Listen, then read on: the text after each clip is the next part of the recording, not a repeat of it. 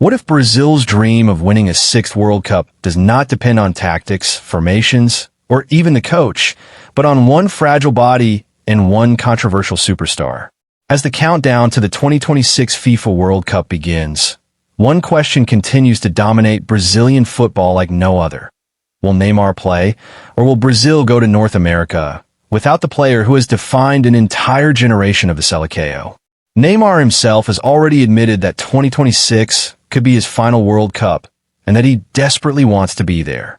But desire alone is not enough.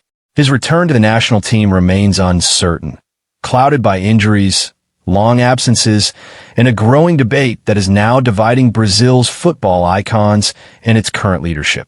And into this storm has stepped a voice that Brazilians know all too well, Romário. A World Cup winner, a national hero, and never a man afraid of brutal honesty. His verdict has reignited the fire. Without Neymar, Brazil are just another ordinary team. Romário's words were not whispered or softened. They were delivered with the sharpness that defined his career.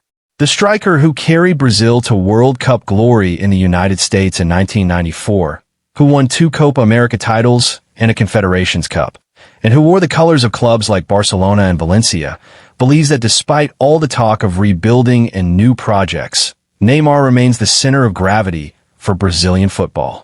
In an interview with Brazilian media, Romário made it clear that Neymar's absence would be devastating.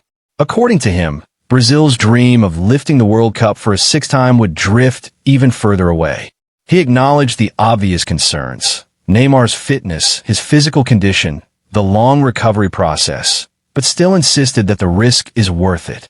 In Romário's view, even an imperfect Neymar is better than no Neymar at all. Romário went even further, addressing a point that many fans think but few dare to say openly. He argued that Neymar does not need to be at 100% to change games.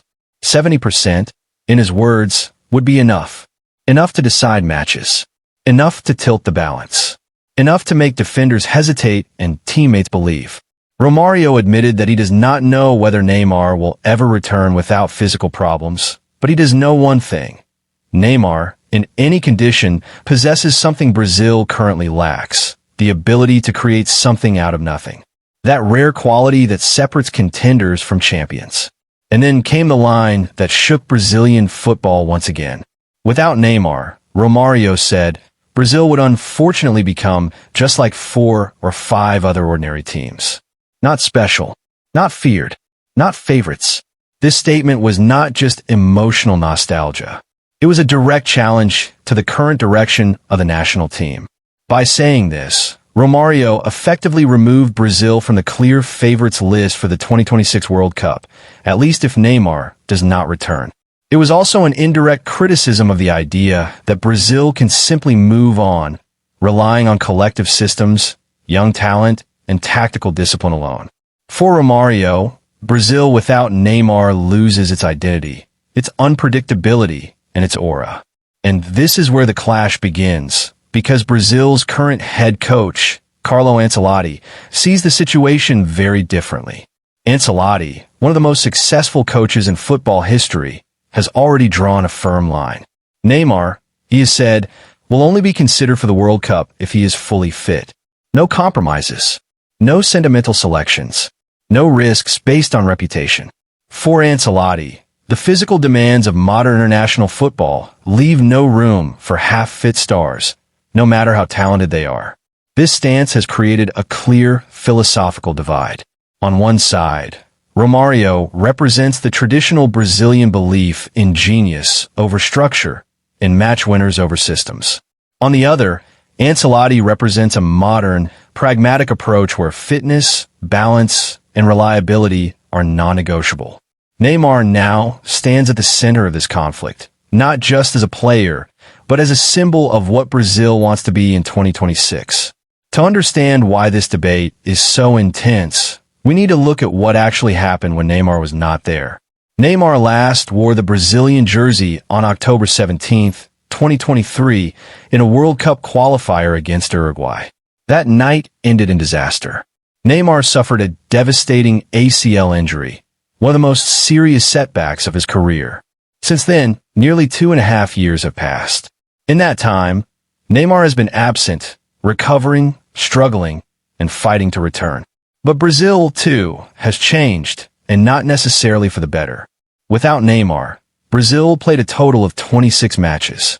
On paper, the results might not look catastrophic, but for a nation with Brazil's standards, they're deeply concerning. Out of those 26 games, Brazil managed only 11 wins, along with 8 draws and 7 defeats. This is not the record of a dominant superpower. It is the record of a team searching for itself. A team lacking control, creativity, and authority. The absence of Neymar was not just about goals or assists. It was about leadership, confidence, and direction. The decline became painfully clear during the Copa America. Brazil, a nation that expects to compete for the title every time, was eliminated in the quarterfinals by Uruguay. It was a result that shocked fans but also confirmed deeper fears. Brazil looked predictable. They struggled to break down organized defenses. They lacked that one player who could change the rhythm of a match with a single dribble, a single pass, or a moment of brilliance. For many supporters, that tournament felt like a warning, a preview of what Brazil might look like on the biggest stage without Neymar. During this period, Brazil also went through internal changes. Leadership shifted. Tactical experiments came and went. New faces were introduced, but no one truly replaced Neymar's influence. Talented players emerged, yes, but none carried the same responsibility or commanded the same respect from opponents. The team often looked like it was waiting for someone to take charge, and no one did. This is the void Romario is talking about. Not a statistical gap, but a psychological one. Critics of Neymar often point to his injuries, his lifestyle, and his inconsistency over the years. They argue that Brazil must move forward, that the future cannot be built on a player whose body may not hold up. They highlight the need for collective strength, tactical maturity, and emotional control, areas where Brazil has historically struggled in recent tournaments. And they're not wrong. Neymar's injury history is real. The risk is undeniable. But Romario's counterargument is simple. Brazil have already tried playing without Neymar, and the results speak for themselves. The uncomfortable truth is that Brazil have not yet proven they can dominate major tournaments without him. They have not shown that they can impose themselves against elite opponents when Neymar is missing. And until they do, the question will not go away. Can Brazil win a World Cup without Neymar? Or more provocatively, is Neymar the last thing separating Brazil from being just another strong team, rather than a true favorite? As 2026 approaches, this debate will only grow louder. Neymar continues his race against time, against his own body, and against expectations. Ancelotti continues to plan a team that values fitness and structure above all else. Romario continues to remind Brazil of what they risk losing if Neymar is left behind. Somewhere between these positions lies the future of the Seleção. One thing is certain, Neymar's story with Brazil is far from over.